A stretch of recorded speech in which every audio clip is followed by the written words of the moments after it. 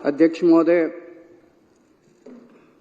इस हाउस में हमारी मेजॉरिटी है और आज ये विश्वास प्रस्ताव कॉन्फिडेंस मोशन लाने की क्या जरूरत पड़ी, वो संक्षेप में कल मैंने बताया था ये प्रस्ताव रखते हुए कि मेरे पास 2 एमएलएज आए जिन्होंने कहा जी ये बीजेपी वाले आए थे और हमें ऑफर कर रहे थे कि केजरीवाल अब गिरफ्तार होने वाला है, उसके बाद हम इनकी सरकार गिरा देंगे आम आदमी पार्टी की, सारे एमएलए तोड़ लेंगे, 21 हमारे संपर्क में हैं, औरों से भी बात चल रही है, तुम भी आ जाओ, 25 करोड़ भी देंगे और जो मांगोगे और भी दे देंगे, तुमको चुनाव भी लड़ा देंगे। फिर हमने सारे एमएलए से संपर्क किया तो पता चला 21 तो नहीं, इन्होंने 7 एमएलए से संपर्क किया था। आज उनमें से कई एमएलएज ने इस हाउस के अंदर अपनी अपनी दास्तान सुनाई है और बताया है कि उनको अप्रोच किया गया था। जैसा भी मेरे भाई राजेश ने बताया, राजेश गुप्ता जी ने, कि ये कहते हैं सबूत दो। कैसे सबूत दें? किस चीज का सबूत दें?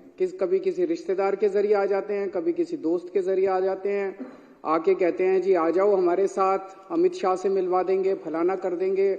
उसकी कोई आदमी कोई टेप रिकॉर्डर जेब में लेके थोड़ी घूमता है कि कोई आएगा और मैं उसको टेप कर लूंगा। किस चीज का सबूत दें? तो मैं एक तो ये कहना चाहता हूं, ये बड़े दिनों से इनको ये लग रहा है कि केजरीवाल को गिरफ्तार कर लेंगे और पार्टी खत्म हो जाएगी। केजरीवाल को तो गिरफ्तार कर लोगे, केजरीवाल की सोच को कैसे गिरफ्तार करोगे?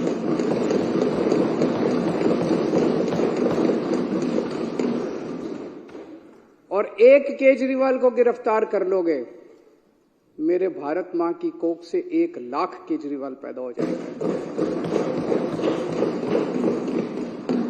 आज जिस तरह से इन्होंने आम आदमी पार्टी पे हमला बोला हुआ है, इतने हमारे नेता गिरफ्तार कर लिए, हमारा सारा काम रोकने की कोशिश कर रहे हैं, धमकियां दे रहे हैं, ये कर रहे हैं, वो कर रहे हैं, सब तरफ से, चारों तरफ से हमले ही हमले हमारे ऊपर किए जा रहे हैं। देश का एक एक बच्चा देख रहा है कि हो क्या रहा है। सारे लोग देख रहे हैं, इनको लगता है लोग बेवकूफ हैं, लोग बेवकूफ नहीं है। अब पार्कों के अंदर चर्चा होने लगी है कि यह चल क्या रहा है, तो लोग एक प्रश्न पूछने लगे हैं, क्या मोदी जी केजरीवाल को खत्म करना चाहते हैं? क्या मोदी जी केजरीवाल को क्रश करना चाहते हैं? क्या मोदी जी केजरीवाल को कुचलना चाहते हैं?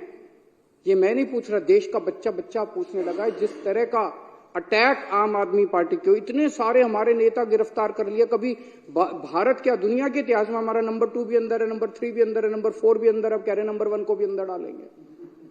तो इस तरह का आक्रमण कभी नहीं देखा गया। तो ये चर्चा चल रही है, ये क्यों हो रहा है? क्योंकि आज पूरे देश के अंदर बीजेपी का सबसे बड़ा चैलेंजर आम आदमी पार्टी है। आज अगर बीजेपी को खतरा है, भविष्य का खतरा है, तो केवल और केवल आम आदमी पार्टी से खतरा है।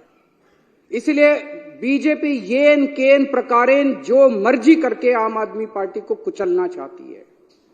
और आज पूरी जिम्मेदारी के साथ मैं कहना चाहता हूं, इसमें कोई अहंकार नहीं है कि 2024 के अंदर बीजेपी अगर नहीं हारी लोकसभा चुनाव, तो 2029 के अंदर आम आदमी पार्टी इस देश को बीजेपी से मुक्ति दिलाएगी।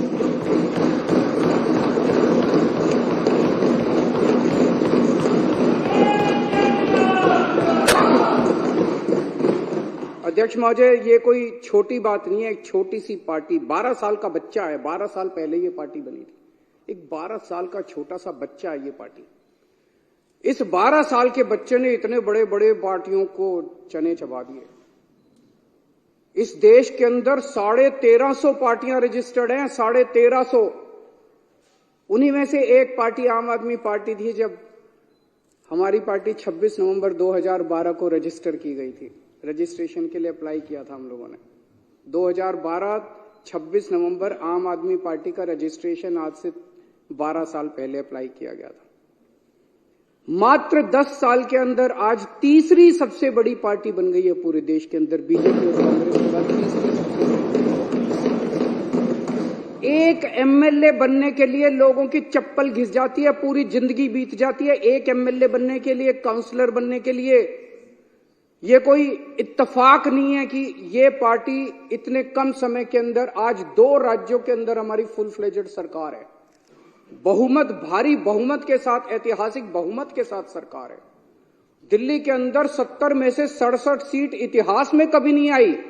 पंजाब के अंदर 117 में से 92 सीट पंजाब के इतिहास में कभी नहीं आई। गुजरात के अंदर पहली बार चुनाव लड़े, पहली बार के अंदर हमारे 14% वोट और 5 एमएलए आ गए। गोवा के अंदर पहली बार चुनाव लड़े और गोवा के अंदर हमारे आज 2 एमएलए हैं। ये कोई छोटी बात नहीं है, इतनी छोटी सी पार्टी और इतना बड़ा। और चंडीगढ़ के अंदर तो आपने देखा हमारा मेयर इन्होंने किस तरह से छीन लिया इन लोग।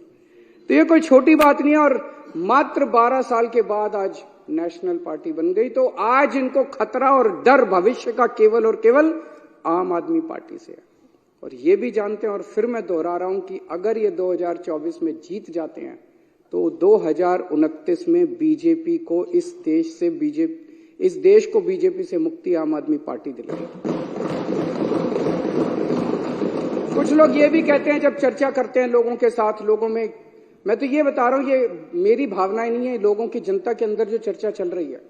कुछ लोगों का ये भी कि आम आदमी पार्टी के पीछे इसलिए पड़ रही है, दिल्ली की हार को पचा नहीं पा रहे।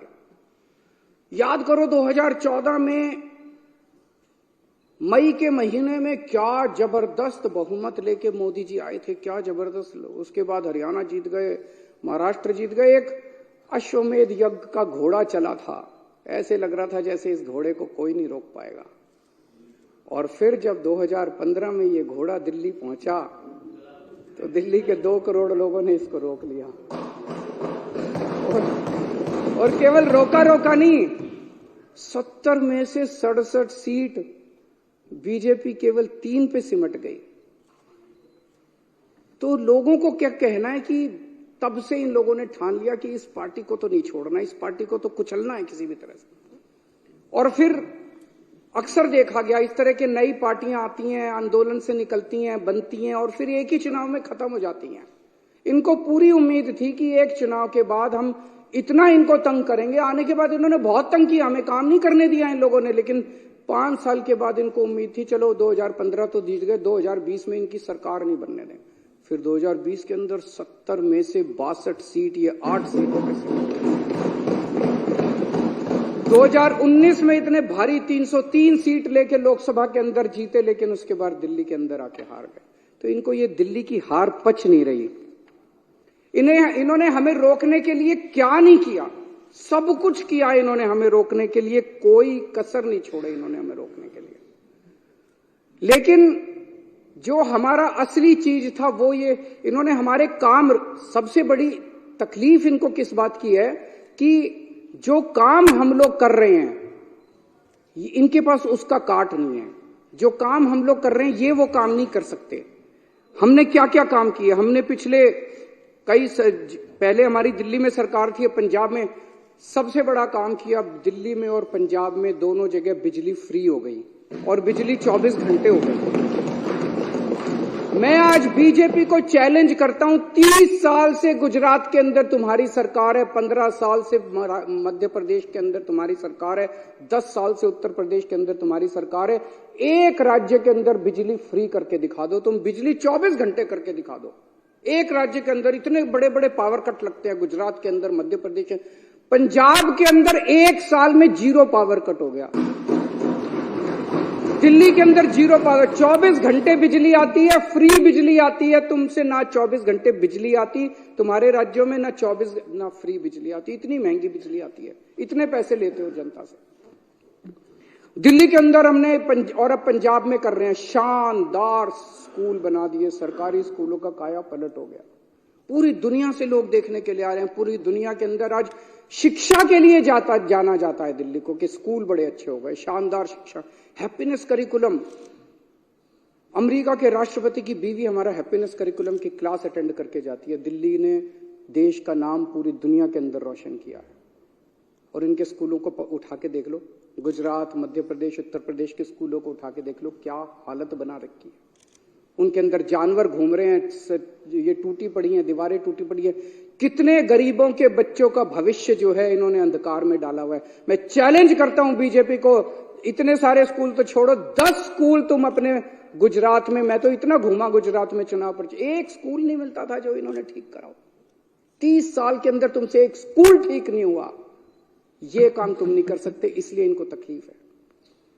हमने दिल्ली में अस्पताल इतने बना दिए, सबका इलाज मुफ्त कर दिया, अस्पताल बना दिए, सबका इलाज मुफ्त कर दिया, मोहल्ला क्लिनिक बना दिए जिसमें गली गली के अंदर लोगों को इलाज मिलने लगा। तुम भी कुछ अच्छे, तुम लंबी लकीर तो खींच के दिखाओ यार, तुम कुछ अच्छा काम तो करके दिखाओ। हमने बुजुर्गों के लिए तीर्थ यात्रा कर दी, इतना आशीर्वाद देते हैं, इतना आशीर्वाद देते हैं बुजुर्गों को। और ये सारे काम पंजाब में भी हो रहे हैं। पंजाब में दिल्ली से ज्यादा मोहल्ला क्लिनिक, दिल्ली में तो 540 मोहल्ला क्लिनिक बने हैं, पंजाब में 800 से ज्यादा मोहल्ला क्लिनिक 1 साल के अंदर बन गए। महिलाओं के लिए फ्री बस यात्रा कर दी इन्होंने, इतना विरोध किया, लेकिन सारी महिलाएं तो हमारे साथ ही हैं। दिल्ली के अंदर पानी कोने कोने के अंदर पहुंचा दिया, घरों में पानी नहीं आता, कोने कोने के अंदर पहुंचा दिया, पानी फ्री कर दिया। कच्ची कॉलोनियों को लेके इन्होंने सबसे ज्यादा राजनीति की, अगर काम किया तो हमने किया। दिल्ली की कच्ची कॉलोनियों के अंदर सड़क बनाने का, पानी की लाइनें बिछाने का, हमने सीवर की लाइनें बिछाने का हमने काम किया। पंजाब अभी 2 साल हुए हमें आए हुए, पंजाब के अंदर इस वक्त एक बहुत बड़ी क्रांति आ रही है। गांव गांव के अंदर इरिगेशन, सिंचाई का पानी पहुंच गया। गांव गांव के अंदर जहां पहले पानी नहीं मिलता था, अब गांव गांव के अंदर सिंचाई का पानी पहुंच गया। हमसे सीख लो, हमें सारे काम करने आते हैं, हमसे भी नहीं सीखोगे और काम भी नहीं करने दोगे। अभी delivery of free services, door step delivery of free services, आपको दफ्तर जाने की जरूरत नहीं है, फोन करो और आपके घर आके सरकार काम करेगी। दिल्ली में भी लागू हो गया, पंजाब में भी लागू हो गया। इन्होंने दिल्ली के अंदर हमें door step delivery of ration नहीं करने दी, घर घर हम राशन पहुंचाना चाहते थे, इन्होंने दिल्ली में नहीं करने दी, हमने पंजाब में जाके लागू कर दी। अभी 10 दिन पहले मैं उद्घाटन करके आया हूं पंजाब में। हम लोग व्यवस्था बदल रहे हैं, बहुत बड़ा काम कर रहे हैं। और अब मैं आपको बताता हूं जो एक दर्दनाक कहानी है कि इन लोगों ने किस तरह से ये सारे काम रोक, जब इन्होंने देखा कि जो काम केजरीवाल कर रहा है ये काम तो हमसे होते नहीं, ना हमसे स्कूल बनते, ना हमसे अस्पताल बनते, ना हमसे बिजली का काम होता, ना हमसे पानी का काम होता, ना हमसे सिंचाई का काम होता, ना हमसे दलाल खत्म, हमसे और ना हमारी इच्छा, अभी को पैसे कमाने हैं इन्होंने। तो जब इन्होंने देखा ये काम नहीं, तो इन्होंने काम रोकने का काम किया। बड़े दर्द के साथ आज मेरे को कहना पड़ रहा है कि पिछले साल इन्होंने किस तरह से दिल्ली के अस्पतालों के अंदर दवाइयों को रोकने का काम किया। अस्पतालों के अंदर गरीब आदमी अपना इलाज कराने के लिए आता है, अस्पतालों के अंदर बेबस आदमी जिसके पास पैसा नहीं होता, जो अमीरों के अस्पताल में, 5 स्टार अस्पताल में इलाज नहीं करा सकता, वो कराने के लिए आता है। हमने अस्पताल बदले थे, अस्पताल शानदार बना दिए, सारी दवाइयों का सबका इंतजाम किया। इन्होंने अफसरों के ऊपर उनकी हाथ मरोड़ के उन दवाइयां बंद करा दी। इन्होंने टेस्ट बंद करा दिए। मोहल्ला क्लिनिक में 3 महीने तक पिछले साल मोहल्ला क्लिनिक में टेस्ट नहीं हो पाए। इन्होंने पेमेंट रोक दी लेबोरेटरीज की। इतने गंदे और इतने घटिया लोग हैं ये लोग। कोई रोकता है क्या? कहते हैं राम भक्त है। भगवान राम ने कभी नहीं कहा था कि गरीबों की दवाइयां रोको, गरीबों के पाप लगेगा तुम लोगों को। पता नहीं किस मिट्टी के बने हैं, पाप लगेगा आपको। विधुड़ी जी, आपकी पार्टी ने जो ये काम किया दवाइयां रोकने का और टेस्ट रोकने का और सारे अस्पतालों का इलाज रोकने का, गंदी बात है ये। बता के जाना, आप भी रुक जाओ, बता के जाना अपनी पार्टी वालों को क्यों किया उन लोगों ने। दुश्मनी मेरे से है, दुश्मनी केजरीवाल से है। दिल्ली के 2 करोड़ लोगों से क्यों बदला ले रहे हो तुम लोग? एक वो एमटीएस थे, data entry operator, OPD counter पे जब आप सरकार, बैठ जाओ, मैं सारे जवाब दूं, बैठ जाओ 2 मिनट बैठ जाओ, मैंने डिस्टर्ब नहीं किया था। दिल्ली के अंदर जब आप अस्पताल में जाते हो, दवाई की खिड़की पे जाते हो, खिड़की ऊपर एक आदमी बैठा मिलता है रजिस्ट्रेशन करने के लिए, ओपीडी के लिए, ओपीडी का कार्ड काटने के लिए। वो कॉन्ट्रैक्चुअल था, वो डेटा एंट्री ऑपरेटर था। एक दिन एक ऑर्डर पास करके इन्होंने दिल्ली के सारे सरकारी अस्पतालों के डेटा एंट्री ऑपरेटर हटा दिए। अब अस्पताल के अंदर रजिस्ट्रेशन करने वाला कोई नहीं बचा। अरे करना क्या चाहते हो? दिल्ली के लोगों को मारना चाहते हो क्या? एक दिन फरिश्ते स्कीम कि अगर दिल्ली की बाउंड्री के अंदर किसी का भी एक्सीडेंट होगा उसका फ्री में इलाज किया जाएगा, चाहे प्राइवेट में हो चाहे सरकारी अस्पताल में हो। 23,000 लोगों का हम फ्री में इलाज करा के उनकी जिंदगी बचा चुके हैं। इन्होंने फरिश्ते स्कीम बंद करा दी। इन लोगों ने, इतने घटिया किस्म के लोग हैं ये लोग। मेरा दिल रोता है जब मैं ये सारी चीजें, मैं जानता हूं किसी दिन लिखूंगा ये सब कि किस तरह से भारतीय जनता पार्टी के लोगों ने कितने घटिया स्तर के ऊपर इन लोगों ने काम किया है। ये राजनीति होती है। ये राजनीति सत्ता के लिए तुम किसी भी हद तक चले जाओगे, कुछ भी करोगे सत्ता के लिए। अरे मेरे से दुश्मनी है, मेरे को गालियां दे लो यार, दिल्ली के लोगों का इलाज तो मत रोको कम से कम। आप लोगों को लगेगा केजरीवाल झूठ बोल रहा है। भाई सरकार तो हमारी है, फिर ये कैसे रोक सकते हैं? ऐसा मन में आएगा ना कि भाई सरकार तो हमारी है, सरकार तो केजरीवाल की है, फिर ये कैसे रोक सकते हैं? मैं बताता हूं कैसे रोक सकते हैं। सर्विसेज इनके पास है। सर्विसेज का मतलब ट्रांसफर पोस्टिंग, किस अफसर को कहां लगाना है, कहां से हटाना है, किस अफसर के खिलाफ कार्रवाई करनी है। अगर कोई अफसर करप्शन करता है तो उसके खिलाफ कार्रवाई, डिसिप्लिनरी प्रोसीडिंग, विजिलेंस, जेल भेजना, ये सारा इनके पास है। पूरा अफसरशाही के ऊपर और स्टाफ के ऊपर और कर्मचारियों के ऊपर इनका कंट्रोल है। आज मेरे को जो मेरा चपरासी मेरे कमरे में चाय पिलाने आता है, अगर कल वो कह दे मैं चाय नहीं पिलाता, मैं उसकी ट्रांसफर नहीं कर सकता मुख्यमंत्री होके भी। इतनी भी पावर नहीं है मेरे पास। सुप्रीम कोर्ट ने ऑर्डर पास किया, भाई ऐसे सरकार नहीं चल सकती, इनके ऊपर कंट्रोल मुख्यमंत्री का होगा। इन्होंने कानून ला के पास कर दिया कि नहीं, कि मुख्यमंत्री का नहीं होगा, एलजी का कंट्रोल होगा, केंद्र सरकार का कंट्रोल होगा। अब ये क्या कर रहे हैं? एक एक एक एक आईएएस अफसर को बुला के धमकी दी जा रही है। धमकी क्या दी जा रही है?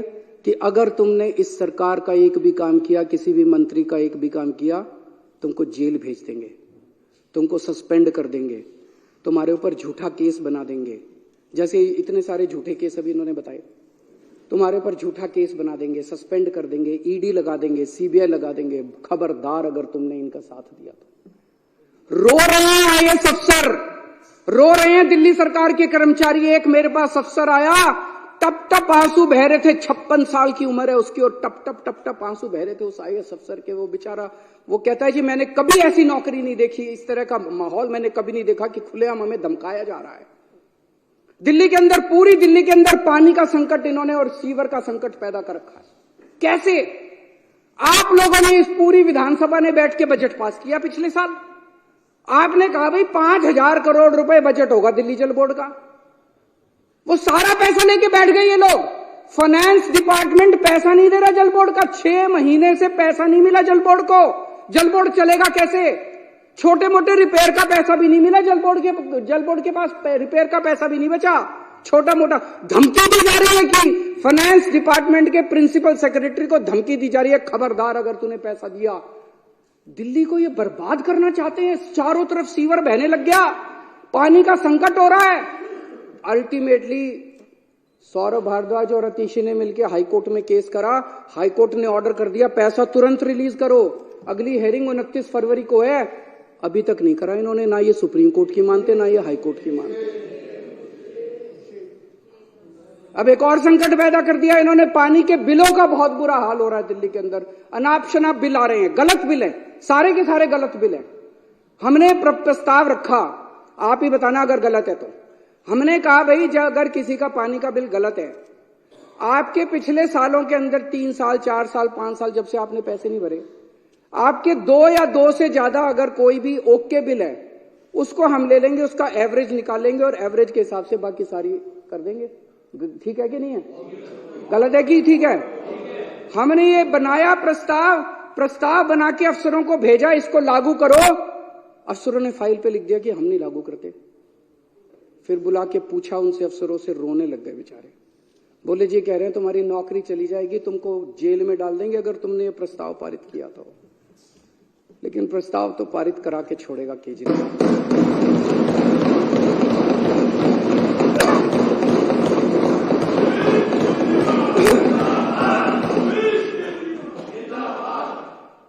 देखते हैं कि बाजुए कातिल, क्या है वो?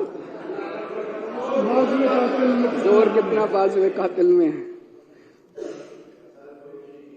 उन्होंने बिजली की सब्सिडी बंद करने की कोशिश की थी, मेरे को याद है। पिछले साल से खूब नौटंकी मचा रखी है इन्होंने। कभी बिजली कंपनियों के डायरेक्टर हटा दिए, कभी ये हटा दिया, वो हटा दिया कि बिजली की सब्सिडी बंद करो। इनको पता है कि बिजली की सब्सिडी से सबसे ज्यादा जनता प्रभावित है। होने नहीं दी मैंने इन लोगों की गंदी चाल।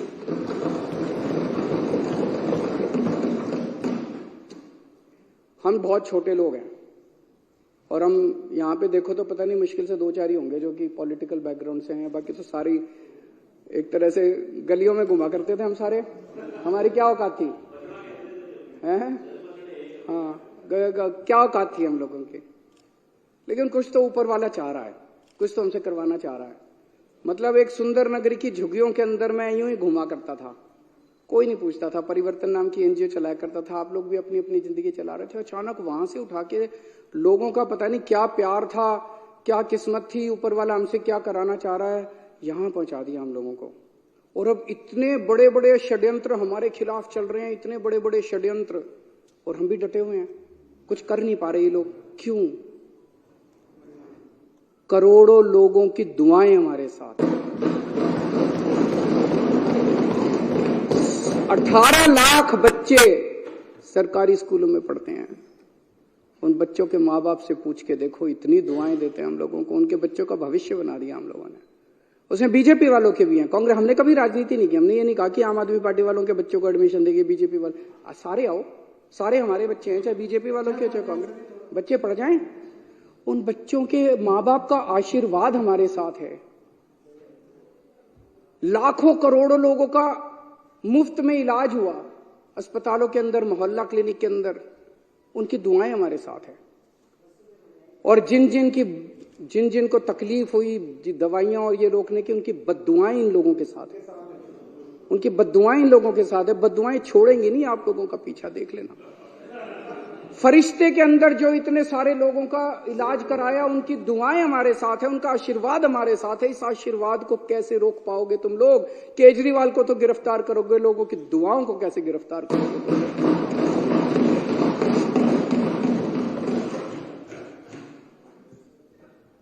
अब ये ऑपरेशन लोटस करने आए हैं। कितने ऑपरेशन लोटस कर लिए? अब तो थकते भी नहीं हो तुम। हमारी दाद तो देनी पड़ेगी तुम लोगों को।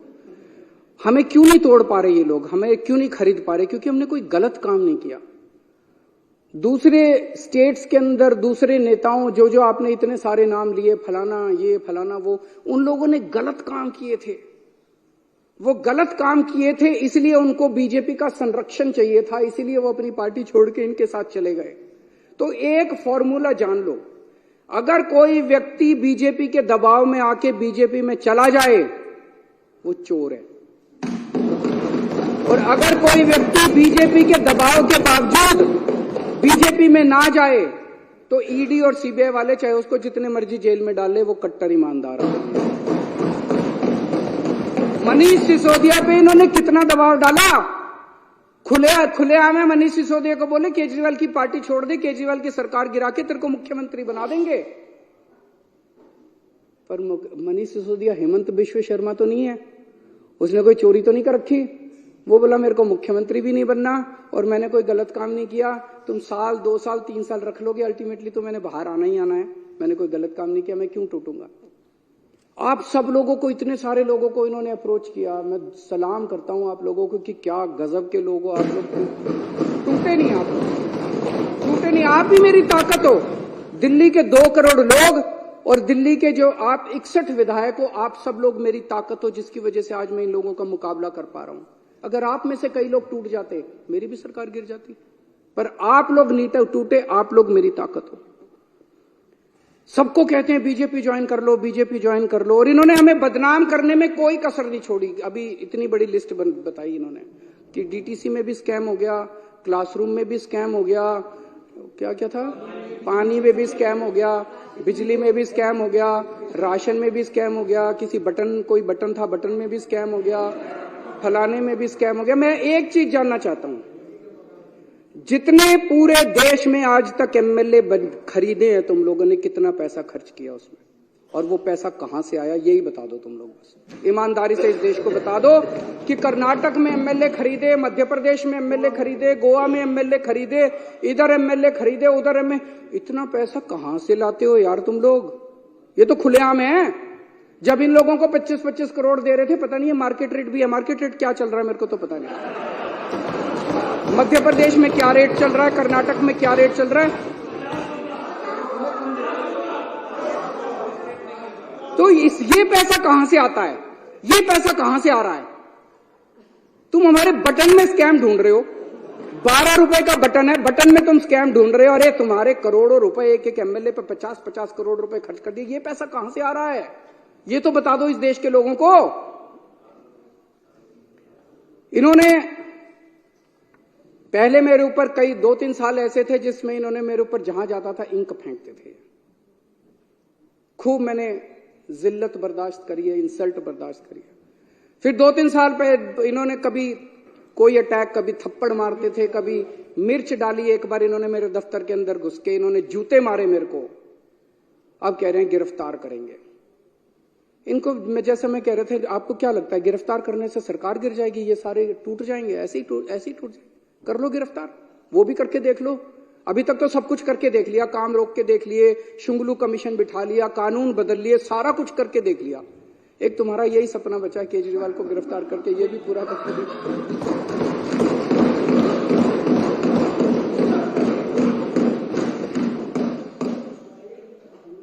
अभी तक तुमने इतनी रेड मारी, एक भी नेता के खिलाफ इसके ऊपर मुकदमा चलना चाहिए। बीजेपी वालों के ऊपर ऐसे ही रेड मारने घुस जाते हो किसी के घर भी। कोई कानून नियम है, कायदा है या नहीं है, संविधान है या नहीं है? मनीष सिसोदिया के यहां इतनी रेड मारी, आप लोगों में से कितने एमएलए के यहां रेड मारी, सत्येंद्र जैन के यहां रेड मारी, संजय सिंह के यहां रेड मारी, कहीं कुछ एक नया चवन्नी मिली? एक पैसा नहीं मिला।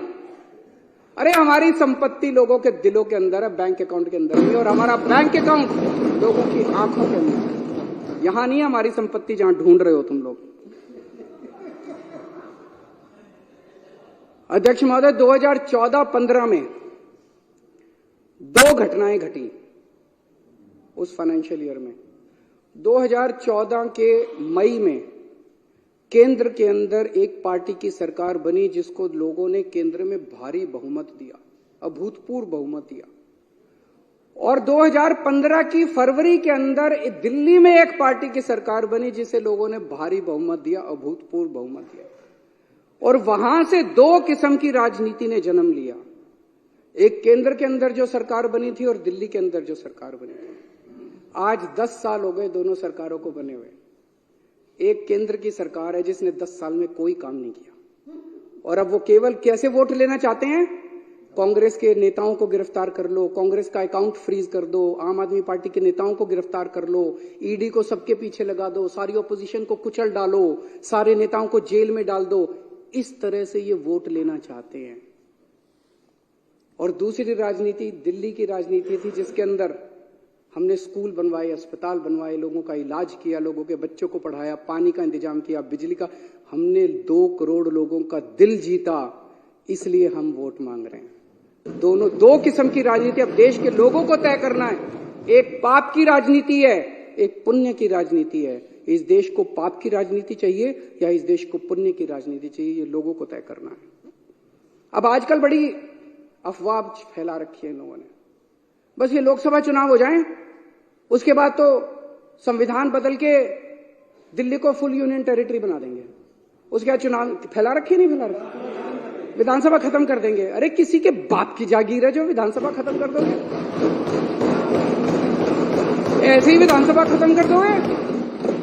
ये देश किसी की पिताजी की जागीर थोड़ी है कि ऐसे ही विधानसभा खत्म कर दोगे। मैं आज बीजेपी से जानना चाहता हूं, ये चुनाव इसी बात पे हो जाए, दिल्ली के लोगों से जाके वोट मांगो, बोलो तुम्हारा वोट का अधिकार छीन लेंगे, वोट दो हमको। मजाल जो तुमको। आज बीजेपी स्पष्ट कर दे कि लोकसभा के बाद दिल्ली की विधानसभा को भंग करेंगे कि नहीं करेंगे, इसी के ऊपर चुनाव हो जाए इस बार।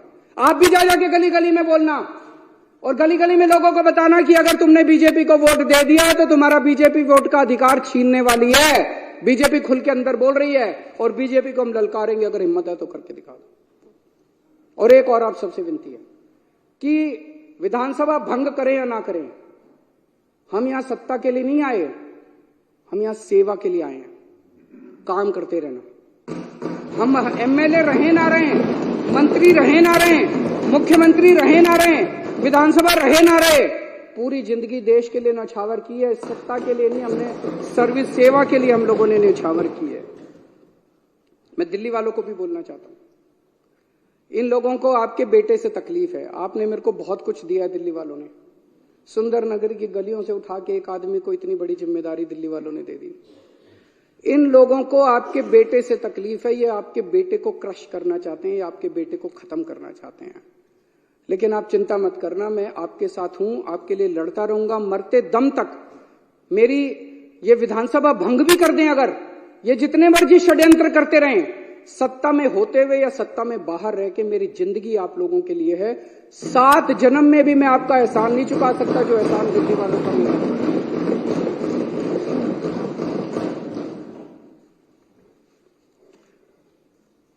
बीजेपी वाले राजनीति में सत्ता के लिए आए हैं, उनके लिए ये सत्ता की लड़ाई है, हमारे लिए ये सेवा की लड़ाई है। ये खूब षड्यंत्र रचेंगे, ये बार बार सत्ता को इस्तेमाल करके हमें कुचलने की कोशिश करेंगे। हम लोगों के आशीर्वाद से बार बार उठ के खड़े हो जाएंगे, फिर उठ के खड़े हो जाएंगे। जितनी बार ये कुचलने की कोशिश करेंगे, हम फिर उठ के खड़े हो जाएंगे। तुम्हारी मक्कारी के चक्रव्यूह से बाहर निकलने के लिए हमारे पास एक नहीं 100 अभिमन्यु इस पार्टी के अंदर हैं। आप जितने चक्रव्यूह रचोगे, उससे ज्यादा भेद के हम बाहर निकल आएंगे। अध्यक्ष महोदय, इस जो प्रपोजल मैंने कल रखा था उसका मैं पूरी तरह से समर्थन करता हूं, और मैंने पूरे अच्छे तरीके से बताया कि इसको लाने की क्या जरूरत पड़ी। मैं थोड़े से नंबर बता देता हूं कि एक भी आदमी हमारा नहीं टूटा। हमारे टोटल 62 एमएलए हैं, अभी यहां पे विधानसभा में 54 मौजूद हैं। 2 बीमार हैं, 3 आउट ऑफ स्टेशन हैं, 2 जेल में हैं, सतिंदर जैन और मनीष सिसोदिया, और एक के यहां शादी है। 54 यहां मौजूद हैं, एक भी नहीं टूटा इनमें से।